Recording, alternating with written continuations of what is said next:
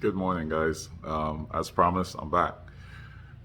All right, so this is going to be just direct and straight to the point.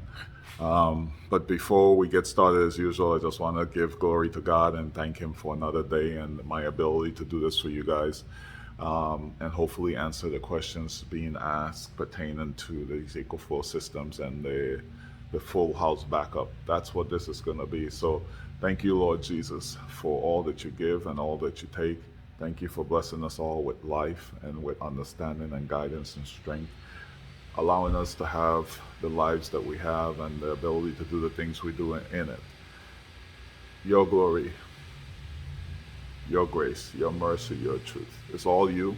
We're just aspect of your existence, a tiny one at that. So we glorify you and thank you for all that you do. With that said, let's jump into this video and get this done so I can move on to greater and better things. As I'm sorry for the noise in the background, they're doing work at other houses in the neighborhood. Hopefully you guys can hear me well. So what we're gonna do, I'm gonna walk you guys through my steps of connecting this to the house and making the house a full house backup. So what I'm gonna do is first just show you the activation of the units. Well, activation, the startup of the units, the connection, my way of connecting, and the process all the way to turning the house on.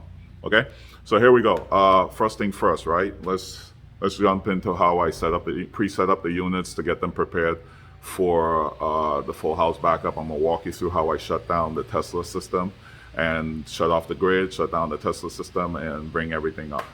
And then I'll show you the loads. One of the things I'm gonna do is I'm gonna run the house with AC, see how the AC pulls across two units, and then I'm gonna try. One of my subscribers asked me the question about overloading. I mean, going above and beyond the current draw, going above and beyond the natural capacity of the inverters or output of the inverters, and see whether or not it can overload, so to speak, or can it draw higher than the natural output of the capacitors, is what I said.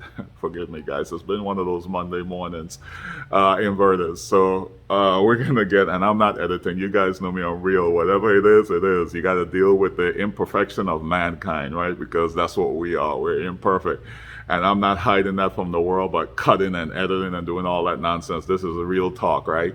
So we're going to go ahead and just jump into it and do it. I'm going to jump through segments, but it's the real deal.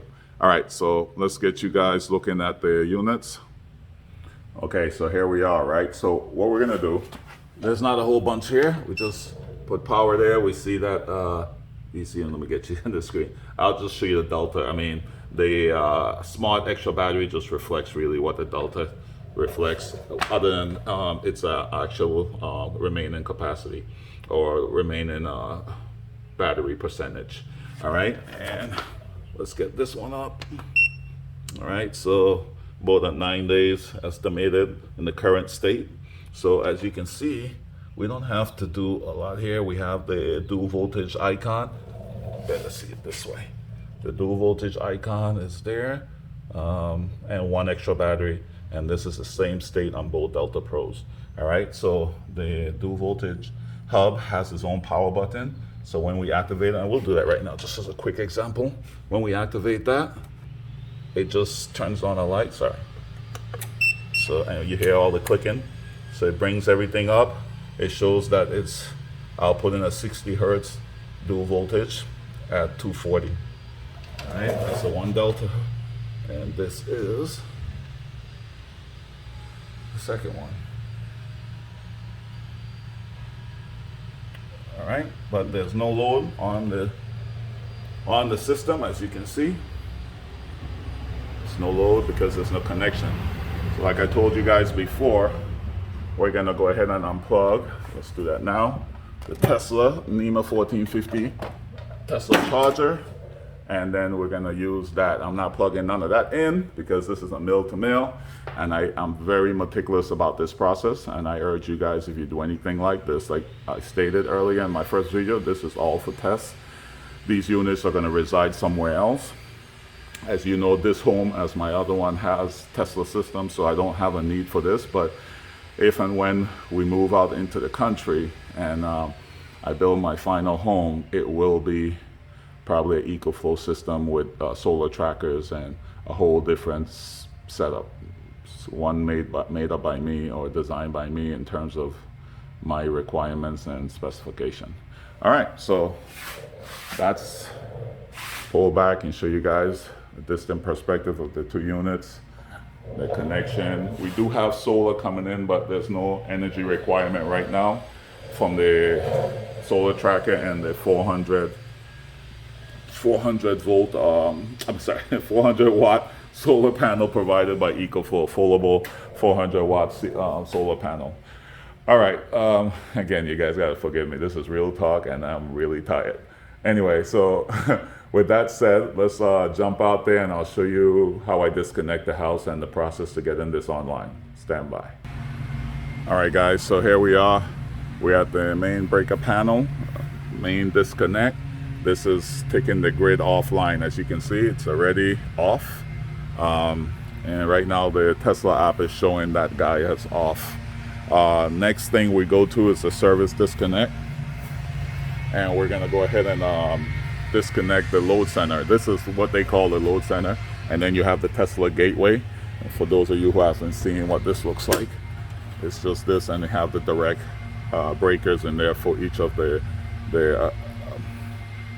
components or peripheries that feed this panel, which is the two batteries and the inverter, right? So I'm gonna leave those guys on. This is for the gateway. However, for the load center, I'm gonna disconnect the house. These two legs that go out of here into the panel breaker in the house, which you're gonna see in a little while, that they come from here. So I'm taking the house offline from the Tesla system, and that way the Tesla can still charge the batteries, because we got some solar potential here, and we're off grid every night, so I don't want to lose that solar potential while we're running this test. But you'll see the load and the delta, so it'll be definitive that it is what it is, and it is running the entire house. All right, so when we do this, the house is gonna go dark, so I'm gonna try to expedite after that point. Okay, here we go. Stand by. All right, so I just shut the house down. I just heard the AC crash, but as you can see, the house is down. All right, let's get back inside. Okay, so we're back inside. Open up the breaker panel. Everything is still on. I like to shut these guys completely off. That way I bring up the loads individually rather than just surging the system. So this is what we do. We know that the house is dead. There's no power. So as you can see, the water heater display, and we'll show the light for the garage.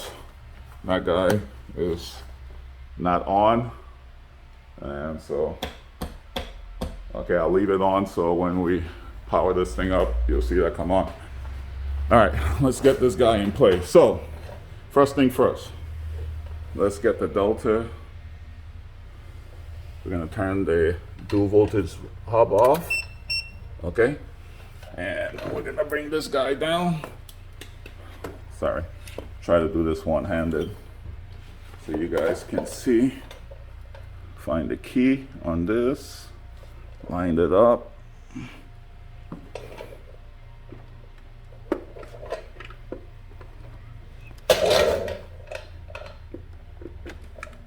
And twist. All right, that guy is in. Got the other side here. Plug that guy in. All right, we're up. That's good.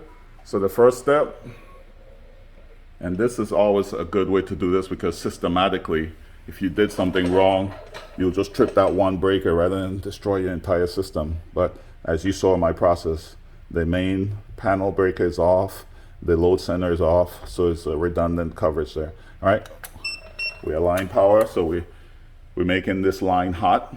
It's currently hot. See the display on the One Delta Pro.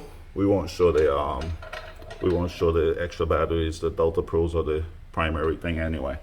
All right, and we're plugged up to the NEMA 1450, and the load. All right. So we start with the light loads first. So the first thing we got to turn on is the Tesla charger, right? We bring that up and nothing else is on. So let's just start bringing up everything else. So I'll put the garage on first. Show you the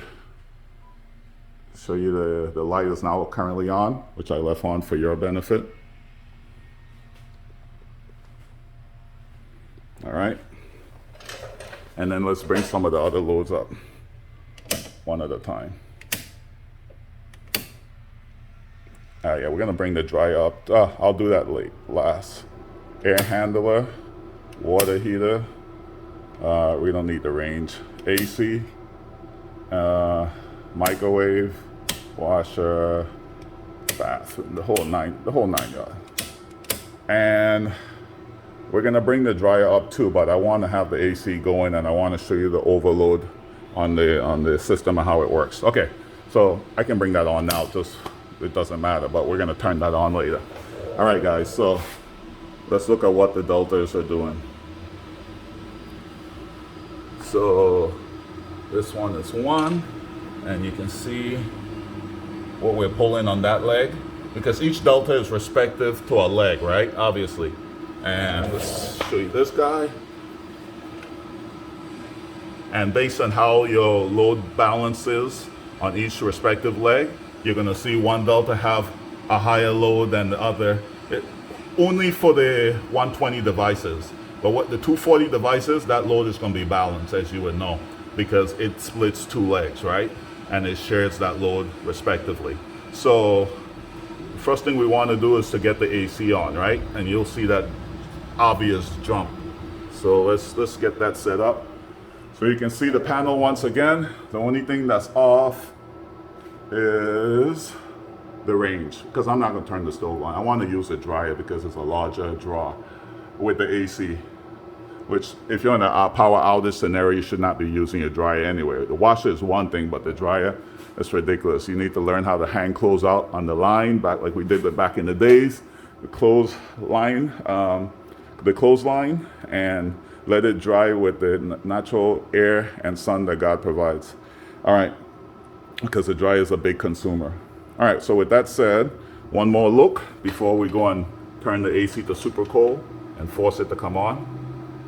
And next look at the other delta right here, really quick. You see 400. If you notice, there's an input on this guy, right? And the reason that guy has an input is because, well, actually, I don't know if it's that. Sorry, I take that back. There's an input on that guy because of the extra battery, sorry. That's not what I wanted to show you, and I'll show you in a second.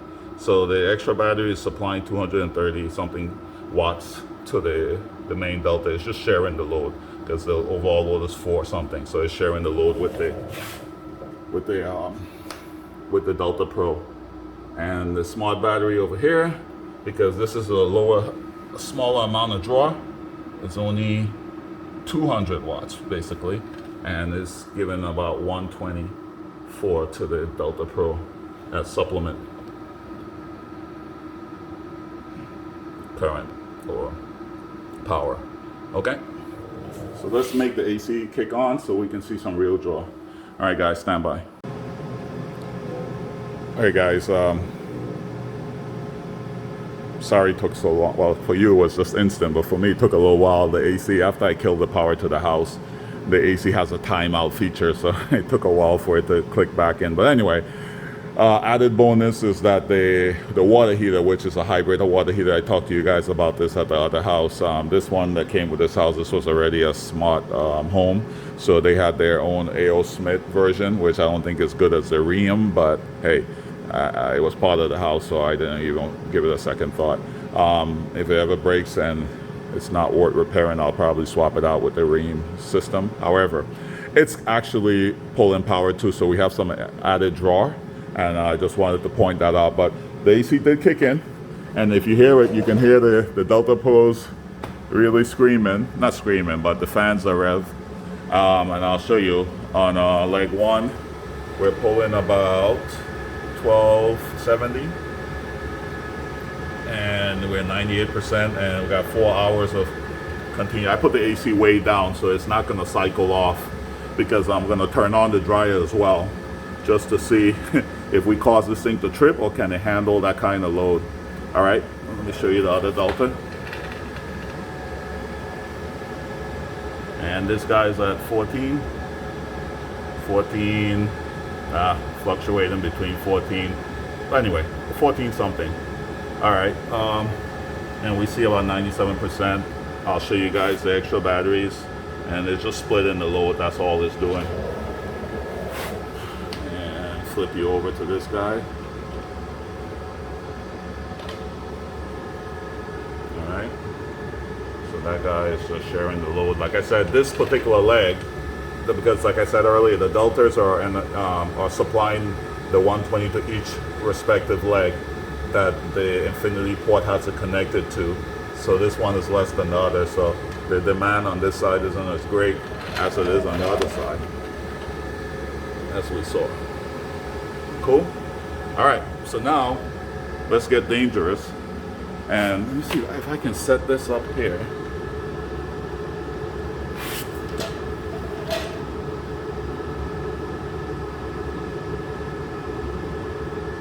I'll just do one of the deltas, preferably the one with the biggest load. There we go. And I'm gonna go kick on the dryer and see what happens. We'll see. This is the way you know your limits, right?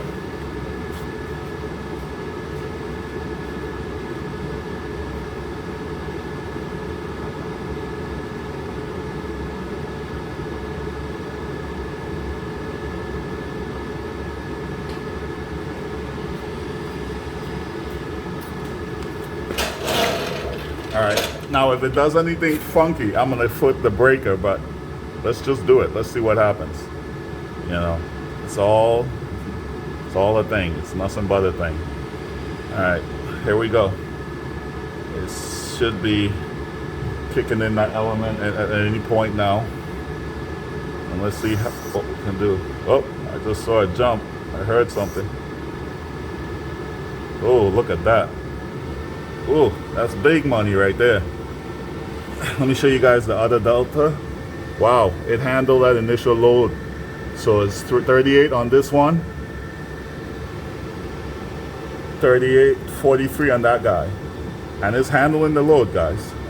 Now, would I push this? No. It's stupid to be running the AC, the dryer, and the water heater, right? But I just wanted the guys to see that these Deltas are capable, man.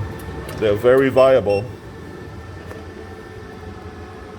And this is good, right? So it handled that load, and what it did is shut down because of the excessive load. But that's okay, it's an overload, but nothing, no foul, no harm. But that's excessive. I just wanted to show you that it can handle the load. So it kicked the house off, which is cool. You heard the fans shut down. So this is good. I'm glad that happened, because it showed you what it can do and what it can't do. But this is for backup, not for daily running. I mean, and then even so, you won't choose to have all those type of high draw appliances working simultaneously, right? You would pick your battles. So you would choose the appropriate time to run the dryer if you wanted to, versus running the dryer and the AC and a water heater simultaneously. So I'll show you the screen. It's just doing some charging from the battery. Put in a little bit of watches just to equalize the batteries, because the Delta actually drains faster. So it's just doing a little bit of equalization between the smart battery and the what do you call it? The Delta Pro. Okay. Let's try something. Let's just proof of concept. Let's bring the house back on. Let's make sure we can do this. Now I'm gonna take the dryer off, and even the AC I'll take off, because I just want to show the house can come back normally. And what I'll do, I'll take it's off. And then what I'll do is first turn back on the dual voltage hub. Sorry, I'm in an awkward position. Just to verify that the system powers back up, no issues. So as you can see, Delta 2 The dual voltage hub is active. Delta 3, 1. The dual voltage hub is active. Okay, cool. And I'm gonna put power back to the breaker. And yep. And we're supplying power to the house again. And you can see the respective loads. There we go. Sorry. Like I'm out of breath because I'm bent over here trying to show you guys this. All right, guys. So the next video I'm gonna do is just showing you the solar tracker coming live in the morning with the morning sun, and how it's supplying. Actually, it should actively be supplying power right now to the to this guy. Yep, because there it is. There's the symbol for the solar. So it has about 150 watts, probably about 100 watts coming in. It's overcast right now, or some partially cloudy weather out there. But anyway, so it's not direct sunlight, but it gets about 350 like I told you, but I'll show you guys that in a whole separate video. Anyway, that's the Deltas, 2 Pros, 2 extra batteries, powering a full house setup. We put the AC on, we had the water heater going, and we put a dryer which pulls almost 7,000 watts. Well, relatively between 7 and 5 and 7, plus the AC, which is another 2 and change, plus the water heater and everything else in the house that's currently running.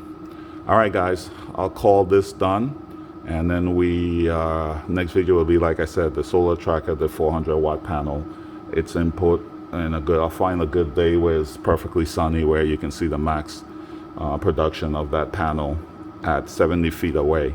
And the way the solar tracker comes live in the morning is search for the morning sun, and then it starts tracking.